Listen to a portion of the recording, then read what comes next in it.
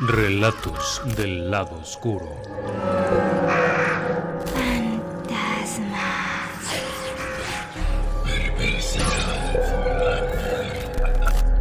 Relatos del lado oscuro.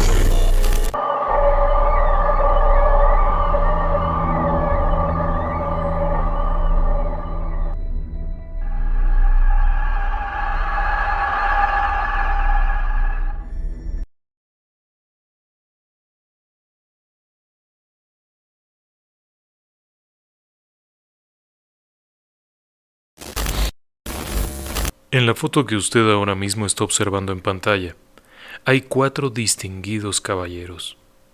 Son buenos amigos. Son entrañables amigos. Muy cercanos. Son Eusebio, Adelaido, Leonardo y Basilio. Y la foto fue tomada en 1950. ¿El lugar? El lugar es un lugar remoto de la República Mexicana. Bacapaco. Es un poblado pequeño, muy pequeño. Se encuentra a unos 5 kilómetros de Guatabampo, que en 1950 era un poblado pequeño. Los 4 pertenecen a una de las etnias mexicanas del norte de la República. Son yoremes. Yoreme significa el que respeta. Es una derivación de las tribus Mayo de Sonora en México. Es una tribu antigua, equivalente a los apaches, a los arápago, a los navajos. En México son los yaqui, los mayo y otras etnias que se asientan en esa misma región, entre los ríos Yaqui y Mayo. Guatabampo está cerca de la costa, en dirección hacia el Mar de Cortés. Es un lugar rico en muchas actividades. Hay agricultura muy variada. En la zona pesquera hay mucha pesca. Se trabaja la artesanía. Y estos 4 buenos amigos que usted ve en la foto se dedican al campo. Trabajan en las fincas cercanas. Su función, muy variada. A veces son agricultores, a veces se dedican a la pizca, es decir, la recolección de frutos. Otras veces se dedican a ir al río a pescar y otras más a asesinar a sus vecinos. Porque ellos son los huipas. Para muchos mexicanos es un tema que nunca van a conocer. Es una historia antigua. De hecho, nosotros mismos en Relatos del Lado Oscuro no la conocíamos. Gracias a una sugerencia del auditorio nos dimos cuenta de lo interesante de este caso. Nos ha tomado un tiempo reunir información que pudiera ser útil. Y finalmente aquí estamos. Ellos son Eusebio Yocupicio Soto, Adelaido Huipas Quijano, Leonardo Yocupicio Huipas y Basilio Humo Valenzuela, más conocidos como los Huipas. El pequeño poblado, Bocapaco, pertenece a la etnia yoreme. Todos ellos son auténticos nativos americanos, conocidos como amerindios. Pertenecen a estas etnias muy antiguas. No hablan español. Ninguno de ellos tiene la más mínima idea de cómo se habla el español. Ninguno de ellos tiene la mínima idea de cómo se lee en español.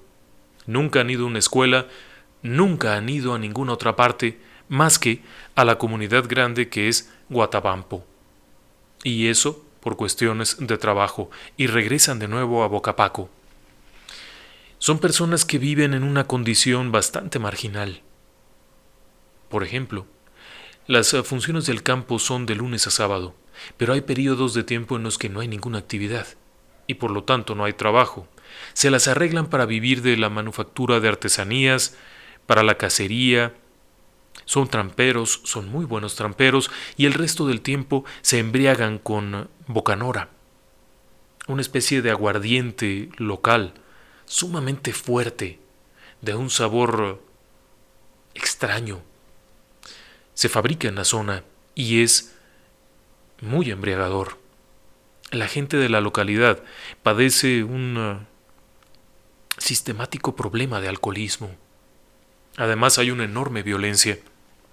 Es una etnia marginal, Durante años, a pesar de ser una etnia muy rica en culturas antiguas, tenga en cuenta que estos grupos fueron descubiertos por los frailes jesuitas en 1530 y tantos. Y muy rápido adoptaron el cristianismo y se formaron grandes haciendas en la región, lo que inmediatamente generó que las etnias locales, las antiguas etnias nativas americanas, entraran en un proceso de servidumbre y mendicidad. A partir de ahí, las diferentes etapas históricas de México siguieron marginándolos, y estos 4 individuos que usted ve pertenecen a los Yoreme. Como le decía, Yoreme significa el que respeta, y es que cada grupo, perteneciente a los mayos y a los yaquis, han tenido territorios muy claros y se han respetado mucho entre ellos. Por lo menos, hasta 1949, cuando los huipas comienzan a actuar. Son un grupo extraño, estos 4 sujetos que le he mostrado en la foto. Ninguno de ellos tiene esposa o mujer que se le conozca, por lo que dentro de Bocapaco, pero también en La Loma, que es el siguiente poblado, en el otro pueblo que tiene nombre rarísimo, que significa Héctor, y en varias locaciones más donde los conocen como homosexuales. Por supuesto que en Yoreme hay diferentes formas de señalar a una persona con esta preferencia, pero para 1950 esto es muy mal visto. Los 4 suelen pasar prácticamente todos los días juntos, trabajan juntos y se reúnen siempre en la casa de Eusebio, el Chevo, como se le conoce. La casa de Chevo es una casa de adobe, muy rústica que está en las afueras. Algo más allá de 500 metros se encuentra el siguiente vecino. Y el camino que transita entre la zona de haciendas y Guatabampo cruza por la parte de atrás de la casa de Chevo. Es un sitio muy pobre, como puede ver usted en la fotografía. Se trata de unas paredes muy austeras con un techo fabricado con materiales de la región, maderas y cosas muy pobres. La puerta no es más que una simple cobija. Por supuesto que entre Yoremes no hay robos. Es fácil saber cuando algo se pierde, es fácil saber cuando alguien hace algo indebido. Por ello, cuando desapareció Vicente Butimea, comenzaron los problemas. Vicente era un tipo, igual que muchos tipos de la región, relativamente joven, muy difícil saber la edad. No había un registro claro de sus nacimientos, así es que saber la edad era una adivinanza. Pero no creo que hubiera llegado ni a los 30. Vicente Butimea era bromista, juguetón, muy dado a la botella como todos los hombres de la región, y particularmente burlón.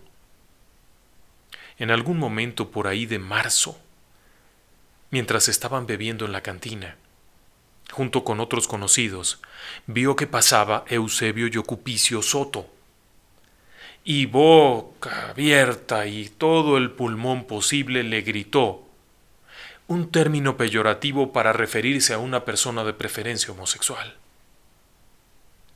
Y después siguió insultándolo, asegurando que él, Adelaido, Leonardo y Basilio eran una bola de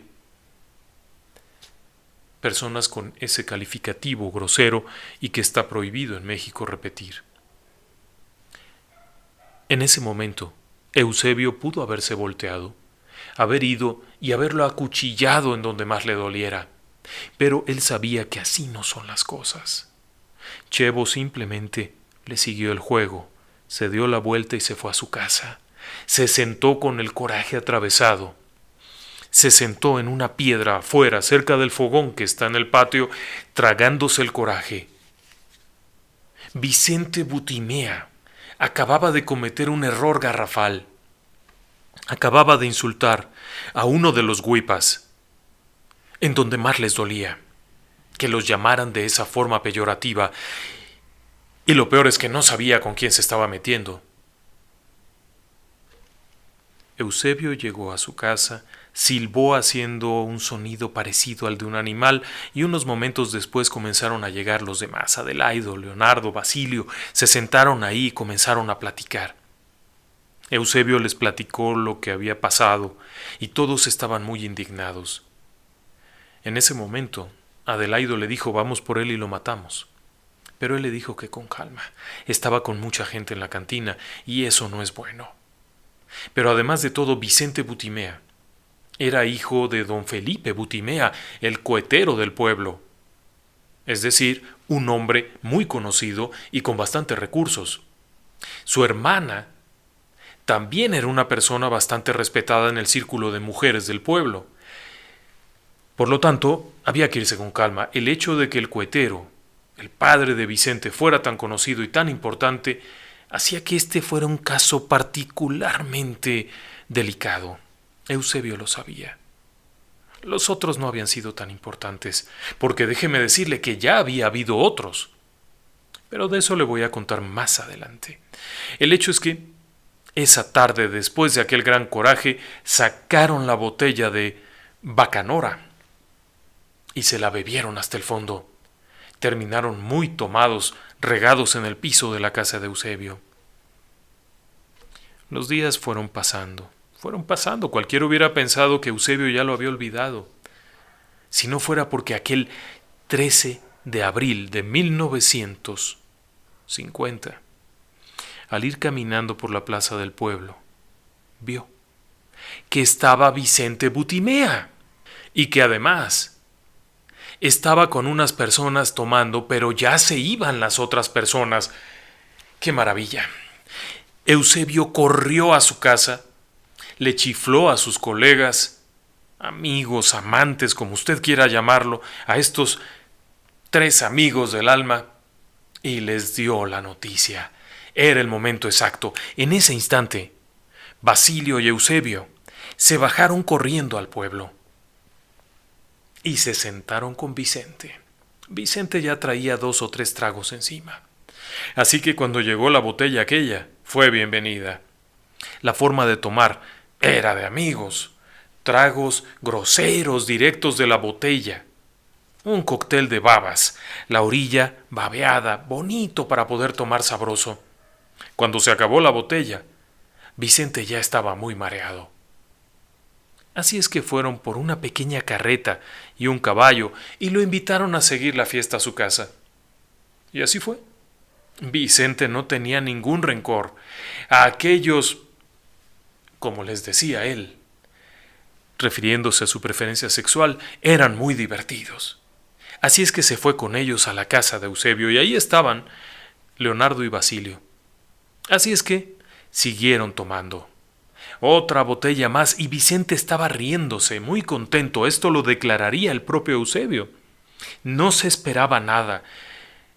Sobre todo lo que no se esperaba era que en la esquina, por donde estaba Leonardo, había este pedazo de tronco, de mero centro de mezquite, como él dijo, una especie de garrote, trozo de madera, y en un acto repentino, apenas Eusebio le hizo un gesto al bueno de Leonardo, Leonardo tomó aquel garrote y dio un fuerte golpe en la cabeza a Vicente, que cayó al piso desmayado. Era su final. En ese instante, Eusebio toma el garrote y termina de despedazarle el cráneo dentro de la casa, sin que nadie se diera cuenta. Acto seguido, comienzan a hacer un ritual que ya habían hecho en varias ocasiones. No era la primera vez que lo hacían. Era algo que ya tenían ellos pensado. Desnudan el cuerpo, toman una navaja de afeitar y comienzan finamente a cortar la parte baja del vientre. Hay quienes aseguran que estaba vivo. Eusebio dijo que ya estaba muerto, que ya le había destrozado el cráneo. Leonardo también dijo que estaba muerto, que ya no estaba vivo. Pero el hecho es que comienzan a cortarle, separando la piel del tejido, hasta cortar prácticamente hasta media pierna. Después retiran la piel, cortan los genitales, desprenden todo el cuerpo de los genitales del pobre Vicente, apartan aquello a un ladito, sacan el cuerpo y lo entierran en el patio. Lo tapan bien, Y luego, con este trozo de piel en donde todavía están adheridos los genitales, fabrican lo que ellos consideraban una especie de amuleto. Hay muchos rumores de que en la casa de Eusebio se encontraron libros de brujería, pero eso no tiene ningún sentido. Ninguno de ellos sabía leer. ¿Para qué querrían libros de brujería? Lo que sí es un hecho es que ese trozo de piel lo prepararon, lo limpiaron, le pusieron sal, le insertaron un trozo de madera para que simulara una posición determinada de los genitales de este hombre y lo colgaron de la pared. Después siguieron bebiendo y lo que haya ocurrido ahí dentro es asunto de ellos. Conforme pasan los días, la preocupación de don Felipe Butimea por su hijo va creciendo. No aparece por ningún lado, no hay noticias de él, nunca les avisó que se fuera a ir a la pizca a Sinaloa, no les avisó nada. Cuando don Felipe comienza a investigar en el pueblo, en Bacapaco, se da cuenta que las últimas personas con las que había estado eran Eusebio y su pariente, los Huipas. Así es que sin pensarlo dos veces, don Felipe se va para la casa de Eusebio a preguntarle. Todo el mundo sabe que del grupo de los Huipas, el que manda es Eusebio. Así es que llega allá y se lo encuentra, está ahí sentado afuera. Don Felipe saluda cortésmente, como es su costumbre, es un lloreme. Así es que respeta, no se va a meter así nada más, sino que llega, saluda y pide permiso de hablar. Una vez ahí, le pregunta si sabe algo de su hijo, ya que le comentan en el pueblo que estuvo con él la última vez que lo vieron. Eusebio responde que sí, claro que él estuvo, que estuvieron compartiendo unas bebidas como buenos amigos, pero que después jaló para la loma. Él lo vio cuando se iba rumbo a la loma, ya muy tomado con otras personas que él no conocía. Don Felipe le pregunta si hubo algún disgusto con él. Para ese momento, don Felipe ya se olía que algo no andaba bien. Era un viejo lobo de mar, era un hombre mayor, que había vivido muchas cosas y distinguía que algo no estaba bien. Varias personas del pueblo se habían perdido últimamente. Es más, hombres y mujeres se habían perdido. Algunos de ellos se habían perdido cuando regresaban de los ranchos hacia Bacapaco, otros se habían perdido cuando iban de Bacapaco hacia los ranchos, y generalmente la última persona que se decía que había estado con ellos era un huipa. Así es que Felipe lo que quiere es ver a la cara a Eusebio y preguntarle si vio a su hijo. Y cuando Eusebio le dice que se fue por allá muy lejos, don Felipe se queda con un sabor raro de boca, así es que no lo piensa dos veces.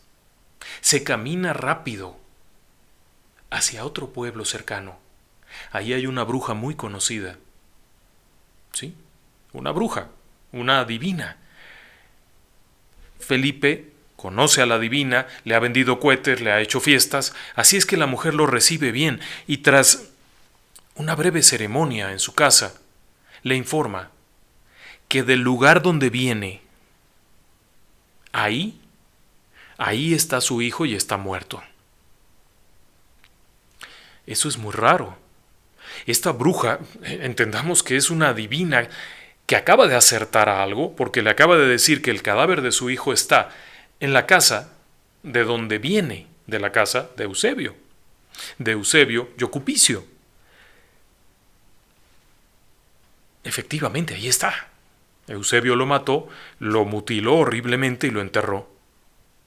Don Felipe regresa caminando y espera un rato. Se acerca otra vez y observa que ya no está Eusebio. Debe de haber salido algo. Será muy lloreme, pero ante un crimen se mete a la casa, corre la cortina, se mete a donde está la cama de Eusebio y eso, y lo primero que ve es, colgado de un clavo, el sombrero de su hijo. No tiene ninguna duda, ese es el sombrero de Vicente. Él se lo compró a Vicente, ¿cómo no lo va a conocer? Pero cuando va saliendo, cruza la puerta, cierra la cortina, camina hacia un lado y se topa de frente con Eusebio. Tal como diría don Felipe, le temblaron las patitas. Sabía que ese tipo tenía algo que ver con su hijo y sabía que su hijo estaba muerto. La bruja se lo dijo, que estaba ahí. Y ahí estaba el sombrero. Pero Felipe es cuidadoso y lo primero que le dice es: perdóname, Eusebio. Me regresé a buscarte porque cuando estuvimos platicando vi ese árbol de allá. Fíjate que esas ramas me sirven mucho para un castillo que tengo que armar para una fiesta. Un castillo en las celebraciones mexicanas es un artilugio de pirotecnia, una especie de adorno pirotécnico que se forma con ramas. Eusebio le dice: pues llévatelo de una vez, ándale. Pero Felipe astutamente le dice: no, porque no traje mi herramienta. Déjame que vaya rápido por ella. Y ahorita vengo y me ayudas, si fueras tan amable. Eusebio le dice: claro, ándale, córrele, yo aquí te espero. Don Felipe comienza a caminar, esperando a ver si no aparecía Eusebio en otro lado y le clavaba un cuchillo, pero lo hace rápido. Está seguro de esto, muy, muy seguro. Ese es el sombrero de su hijo, así que llega al pueblo, a Bacapaco. Estando ahí, habla con el jefe de la comunidad. Es una comunidad yoreme, por lo tanto las autoridades locales son autoridades elegidas por ellos mismos. Aún hoy en día estas comunidades se rigen por usos y costumbres, así es que esa figura es una figura de autoridad. Cuando le comenta: vi el sombrero de mi hijo y la bruja me dijo que ahí está enterrado mi hijo, el jefe de la comunidad no duda ni un minuto. Felipe es hombre de confianza. Pero necesitan algo más. No es nada más llegar así por así, porque Eusebio, si se junta con sus parientes, va a ser difícil que lo agarren. Deciden irse a Guatabampo. En Guatabampo hablan con el equivalente a un presidente municipal y este a su vez los envía con el jefe militar y el jefe policial. Se trasladan para allá. Cuando llegan a la casa de Eusebio, Eusebio lo primero que dice es que no sabe de qué le hablan, que por qué le está haciendo esto Felipe, que si no le basta con que su hijo lo haya ofendido. Pero Felipe le señala aquello y efectivamente detienen a Eusebio, lo sientan en una piedra, pero él no reconoce nada. Él no quiere saber nada y que busquen lo que quieran. Grave error. Cuando los agentes entran en la casa, está todo muy oscuro. No hay energía eléctrica, señores. Todo se ilumina con una pequeña cachimba, una especie de lamparita de petróleo. Pero está apagada. En medio de la oscuridad, uno de ellos, tentoneando, encuentra el sombrero. Lo va a sacar cuando casualmente toca algo.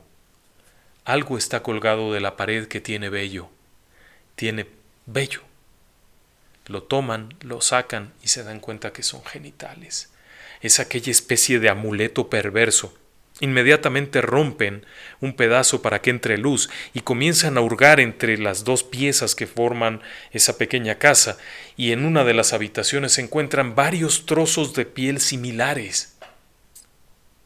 Así, cortados, cercenaron los genitales de gente, pero también se encuentran senos de mujeres que fueron amputados. Todo está ahí. Cuando le muestran esto, Eusebio sigue sin decir nada. Para asombro de todos, sigue sin decir nada. Mientras están hurgando, Eusebio le dice al jefe de la policía: permítame subir tantito al monte porque tengo que hacer mis necesidades. Y aunque usted no lo crea, le da permiso. Por supuesto que Eusebio, en cuanto alcanza unos metros más allá, comienza a correr como animal, como un animal de monte. Agarra la parte del arroyo que está seco en ese tiempo y corre a toda su velocidad que puede. El capitán de la policía y el militar se montan en el caballo e intentan alcanzarlo, pero casi no pueden lograrlo. Eusebio corre como el mismísimo demonio. ¿Y sabe algo? Repentinamente, conforme va corriendo, se queda atorado en unas ramas, como si esas ramas de un bacaporo, que es un árbol de la región, se cerraran sobre él y queda atrapado. Es una historia que además resulta muy misteriosa.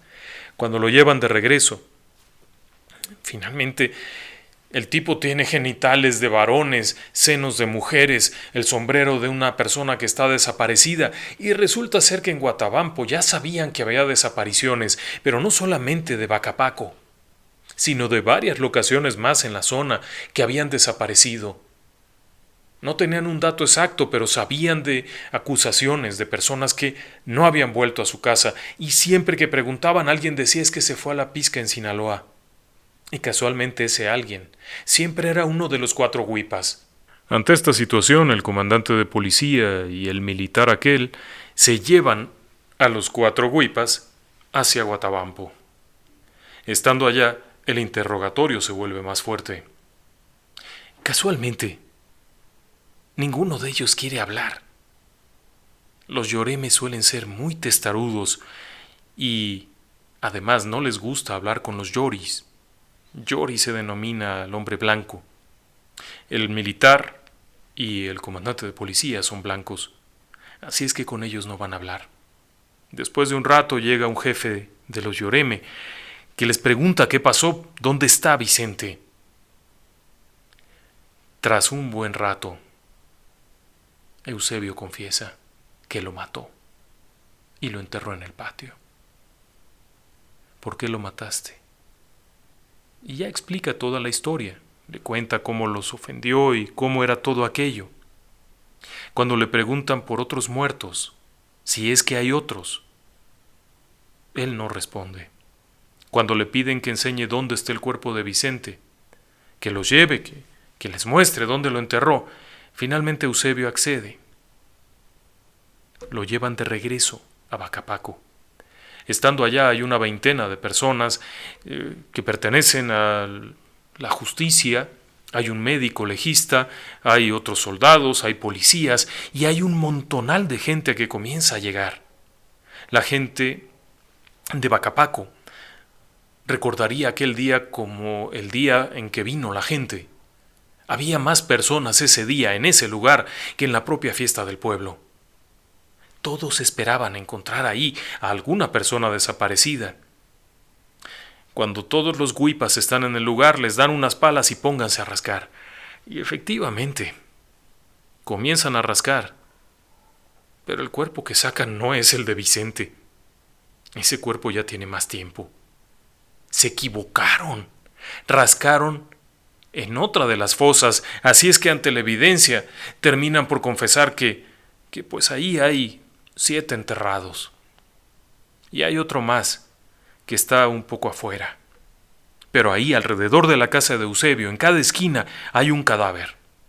Comienzan a rascar y se está haciendo tarde cuando llegan trayendo comida para los policías y para los soldados. Pero nadie quiere comer nada. Están sacando cadáveres putrefactos de la tierra.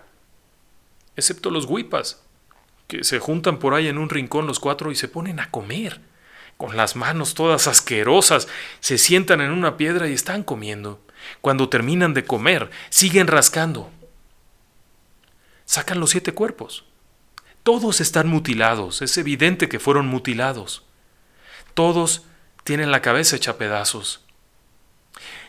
Cuando el policía le dice, bueno, ¿dónde está el otro?, le señala que está afuera. Y les confiesa que ese también lo habían enterrado adentro, pero que su espíritu vagaba y daba mucha guerra en las noches y no los dejaba dormir, por eso mejor sacaron el cuerpo allá, para que vagara por allá. Como le digo, es una historia que también tiene toques paranormales. El asunto está en que los Huipas confesaron haber asesinado a estas 8 personas, haberlos mutilado horriblemente, como una forma de venganza. Había quienes decían que con los órganos mutilados hacían brujería. Es posible que sí, porque con aquello que cortaban a los cuerpos, fabricaban unas bolsas con unas cosas raras adentro. Estas pequeñas bolsas tenían la forma de los genitales y adentro estaban rellenas de tierra y de unas cosas que estaban colgadas en diferentes puntos. Pero de eso a que dentro de la casa de los Huipas hubiera libros de brujería hay un gran camino. Esta gente no sabía nada con respecto a un libro, ni creo que hubieran visto uno jamás. Por supuesto, ellos aseguraban que era una forma de defenderse de las agresiones. La gente solía burlarse de su preferencia sexual. Era evidente que era un grupo de varones que no tenían mujeres, que se reunían frecuentemente en una misma casa. Se trataba de un grupo de una preferencia homosexual. Y esto en 1950 había generado la burla y las agresiones, la forma de defenderse, asesinando. Los cadáveres fueron retirados y sepultados. Los huipas fueron llevados a la cárcel. Se les condenó a la pena de muerte. Sin embargo, en ese momento México estaba transitando por la prohibición de la pena de muerte, así es que se les conmutó a 30 años de prisión. 2 de ellos murieron en prisión de neumonía muy pronto, antes de los años 60. Otros 2 terminaron su condena y fueron liberados. Se les ha perdido la pista completamente. Pero ¿quiénes eran las personas muertas? Una de las grandes preguntas alrededor de los huipas, y que no ha tenido muy buena respuesta, es: ¿realmente mataban solo como un castigo a aquellos que se habían burlado? Y la respuesta es no, definitivamente no. Los huipas también mataban por una especie de placer extraño. Eran asesinos seriales, en toda la expresión. Eran asesinos seriales, mataban por gusto. Hacían una serie de rituales similares a los de Ted Bundy, a los de Jeffrey Dahmer y a muchos otros. Hacían esto sin ninguna necesidad de hacerlo, no obtenían ningún beneficio, no eran asaltantes de caminos, no robaban a las personas, no hacían otra cosa. Hay quienes decían que bebían la sangre. Eso se lo llevaron a la tumba ellos, porque nunca confesaron semejante cosa. Solo se pudo comprobar que los cadáveres eran mutilados antes de ser sepultados. Así es que eran asesinos seriales. Mataban porque esto, de alguna manera, satisfacía una necesidad que tenían. Y mataban hombres y mujeres. Dentro de los restos encontrados no se encontraron los cadáveres de las mujeres, solo de varones, pero entre los objetos que se recuperaron sí se encontraron amputaciones femeninas, lo que revela que también había habido crímenes contra mujeres. ¿Dónde estaban esos cuerpos? Eso nunca se supo. Se estima que, aparte de los 8 cadáveres que fueron recuperados, al menos habría habido una veintena de crímenes más. El periodo durante el cual operaron los huipas fue desde temprano en 1949 hasta abril de 1950. Unos 16 meses. Se sabe esto porque las primeras desapariciones extrañas ocurrieron muy a principios de 1949. Si bien los huipas ya eran conocidos por sus prácticas y sus reuniones en esta casa de Eusebio Yocupicio, es un hecho que no había desapariciones reportadas previo a 1949, por lo que se considera que su periodo de actividad como asesinos seriales fue entre 49 y 50. Es un caso muy raro porque habitualmente los nativos americanos suelen ser las víctimas de los asesinos depredadores, como en el caso de Luis Alfredo Garavito Cubillas, como en el caso de Pedro Alonso, como en el caso de Camargo en Sudamérica, todos ellos. En México este es uno de los primeros ejemplos de asesinos seriales en grupo, que también es muy poco frecuente. Los asesinos seriales suelen operar de manera solitaria. En este caso es un grupo de asesinos seriales que forman una especie de célula asesina y son nativos, son yoreme, indios mayo, como se les conocía en aquel entonces. El expediente de los huipas es un expediente muy raro porque además la información fue muy parca. Tenga en cuenta que la autoridad venía de Guatabampo, pero era una autoridad yori, por lo tanto los yoreme no les dieron toda la información. Las propias autoridades yoreme hicieron sus propias investigaciones, sus pesquisas, y no dieron la información a los yoris. Así que buena parte de la historia de estos asesinos seriales está perdida en el tiempo. ¿Qué le parece? Es un caso muy raro que combina todo, tanto el asesino serial, la bruja, el muerto que daba guerra y mejor lo desenterraron y lo fueron a enterrar a otro lado. Es una historia muy extraña. Muchas gracias por haberme acompañado esta noche. Nos escuchamos muy pronto.